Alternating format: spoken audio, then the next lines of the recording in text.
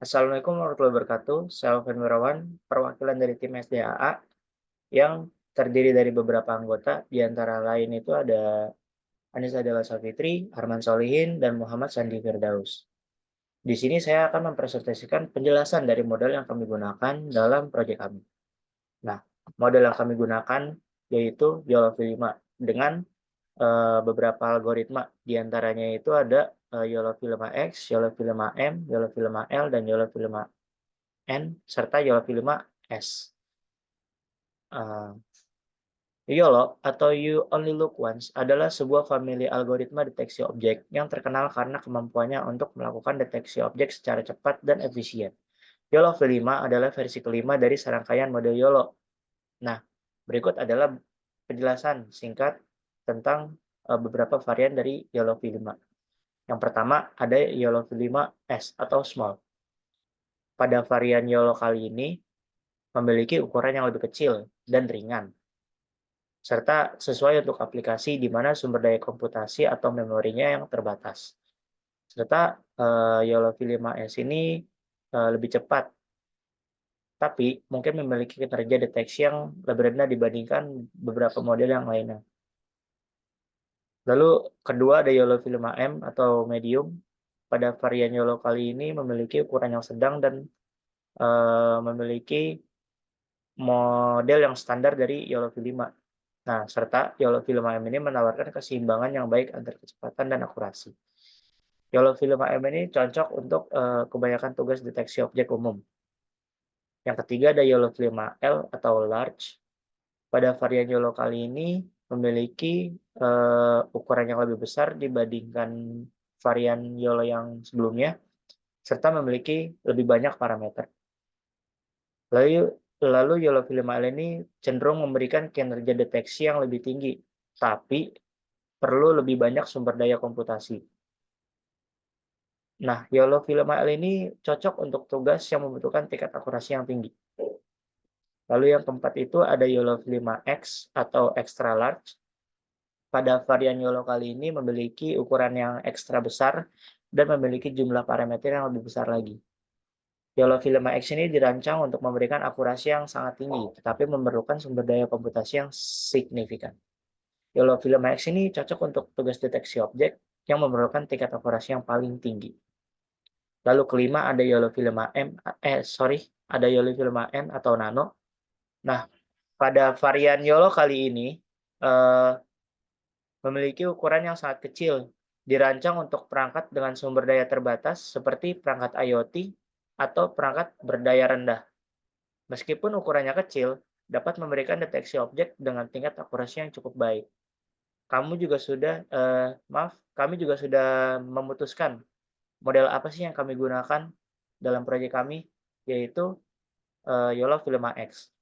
Karena kami telah melakukan beberapa perbandingan antara YOLO V5X dengan beberapa model lainnya. Ternyata YOLO V5X itu mendapatkan hasil yang lebih tinggi dibanding model-model lainnya. Lalu di sini ada uh, uh, gimana sih cara kita memakai YOLO V5X itu. Nah, yang pertama itu kita melakukan import dulu nih, seperti pada gambar di atas. Uh, Gambar di atas itu ada tulisan from google.colab import drive. Itu tuh untuk ngimpor modul drive dari library Google Colab-nya. Nah, modul ini tuh menyediakan fungsi-fungsi yang diperlukan untuk mengakses dan mengelola Google Drive dari Google Colab-nya. Lalu kita nge-mount. Nah, itu tuh fungsinya buat mengaitkan akun Google Drive kita ke Google Colab. Terus yang kedua di sini cara kita ngegunain YOLO V5-nya dulu pada Google Colab. Seperti pada gambar di atas, itu kan ada tulisan pada baris pertama tuh, pada baris ini, itu gunanya itu untuk mengunduh atau mengklon repositori YOLO V5 dari GitHub ke dalam lingkungan kerja Colab. Lalu ada tulisan ini, CD YOLO V5 pada baris kedua, itu fungsinya untuk mengganti direktori kerja ke dalam direktori yang baru, yaitu YOLO-V5 menggunakan perintah %cd. Lalu pada baris ketiga di sini itu eh, gunanya untuk menginstal semua package dan dependensi yang diperlukan oleh YOLO-V5 tadi dari file requirements.txt. Lalu di baris keempat itu ada import torch di sini. Maaf, baris ke-5 ada import torch. Nah, import torch itu gunanya untuk mengimpor modul torch yang merupakan framework dari deep learning yang digunakan oleh YOLO-V5.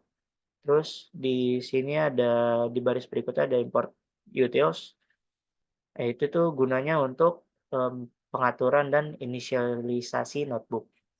Lalu di baris terakhir itu gunanya untuk menginisialisasi notebook dan melakukan beberapa pemeriksaan awal untuk memastikan pengaturan yang benar.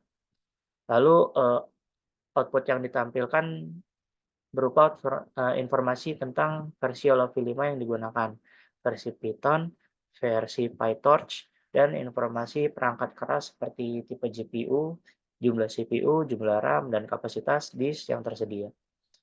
Yang ketiga, di sini ada code dan output training untuk model deteksi objek menggunakan YOLO-V5X. Berikut adalah gambarnya. Oke, pada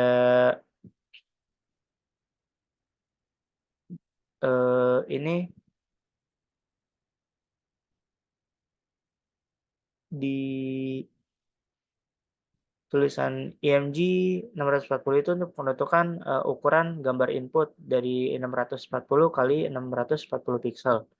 Lalu batch 15 itu gunanya untuk menentukan ukuran batch dari train model ini sendiri.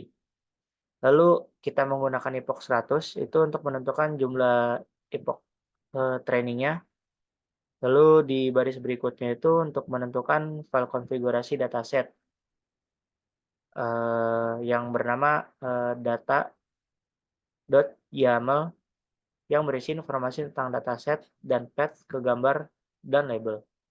Di baris berikutnya itu ada weights YOLO-V5X.pt itu gunanya untuk menggunakan berat awal retrain dari model YOLO-V5X.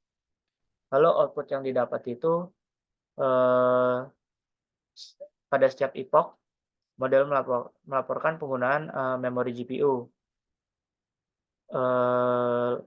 box loss, object loss, pass loss, dan jumlah instance yang terdeteksi dari ukuran gambar.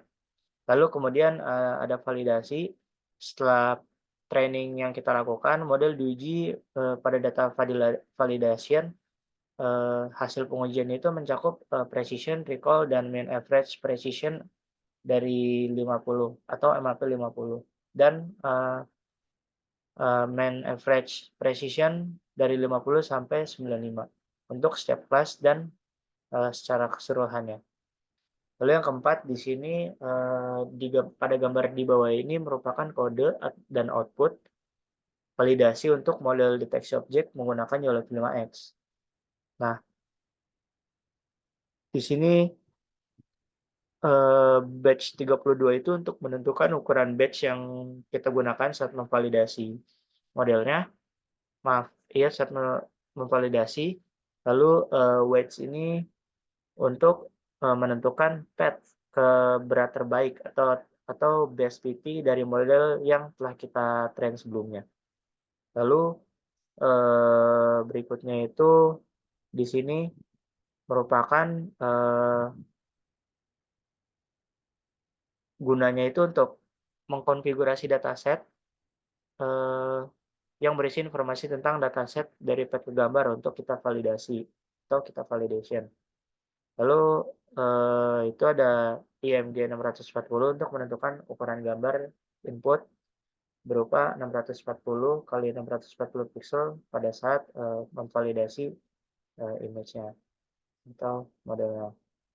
Lalu, output yang kita dapat itu merupakan informasi konfigurasi, yang di mana menampilkan informasi konfigurasi validasi seperti path dataset, berat model, batch size, ukuran gambar, threshold kepercayaan atau contrast, atau lalu ada threshold IOU, dan lainnya. Kemudian ada informasi model, itu menampilkan versi Holovi 5 yang digunakan. Lalu ada informasi perangkat keras, lalu ada ringkasan model yang melibatkan jumlah layer, parameter, gradien, dan operasi per detik. Kemudian, ada pemfusan layer. Di sini melakukan pemfusan layer pada model, lalu ada evaluasi validation. Di sini model diuji pada data validasi menggunakan, parameter seperti precision, recall, MAP 50, dan MAP 50 sampai 95 untuk setiap kelas dan secara keseluruhan. Lalu, kecepatan inference itu untuk menampilkan kecepatan pre-process interface proses inference dan NMS atau non-maximum suppression per gambar pada ukuran tertentu. Baik, hanya itu yang dapat saya sampaikan. Kurang lebihnya mohon maaf. Wassalamualaikum warahmatullahi wabarakatuh.